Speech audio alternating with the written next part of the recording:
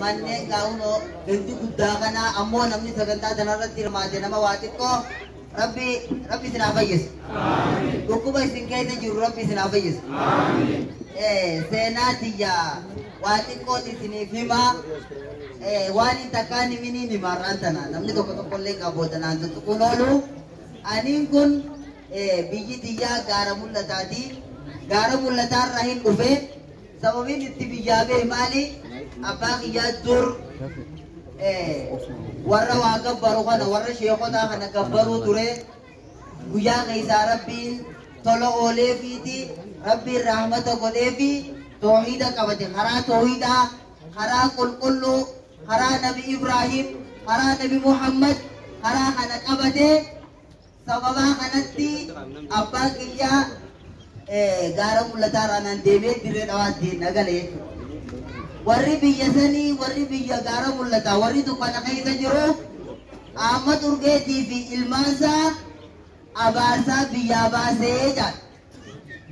Mee namni gaara gurraacha sanii biyya toohidaa biyya diinaa gale biyya amantii gale ni abaarame moo ni eebbifame? Ni eebbifame mee? Akkasitti isinii warra toohida qabatee eebbifamu rabbi silaa taasisu. Warra toohida qabatee guddatu rabbi silaa godhu. Gaara gaara yaamanii laga laga yaamanii dheeratee gabaabbatuus ilma abbaa yaamanii yeroo rakkoon dhaabbattee yeroo cinqiin dhaabbattee yaa miseensa toohidaa naasi walii yaamanii yaa ummata islaamaa qaama tokko isini rabbiin keeysan Allahu tokko nabiin keeysani iblaan keeysan kaabaa maalumaaf wallabdanii farattuu ahbaashii waliin nufituu ture jarri lachuu kafirraa fageeysanii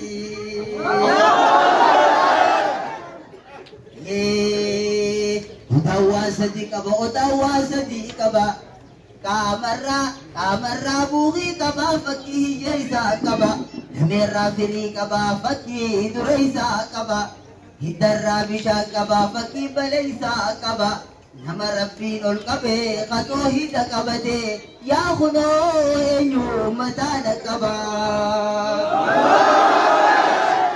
Ya Rabbi kiya ya bari farfama kiya ya kari wahidu nurar jolte nufkeni firdausi gari Ya Rabbi kiya ya bari farfama kiya ya kari wahidu nurar jolte nufkeni firdausi gari Nagaya Rahman Rabbi Hagahu Jala Mustafa Baina Malaika Sabi Adada Uma Salafa Alifi Sahabatati Iskakari Warre Salafa Irafi Khanne Dubarti Khaddabre Mangana Duba Tokolle Iran Ambisin Hundawa An-Nabi Hortofa Warabil Kawrabil Watais Warabil Kawrabil Wagod Kita kenya ya jabari Rabbi igari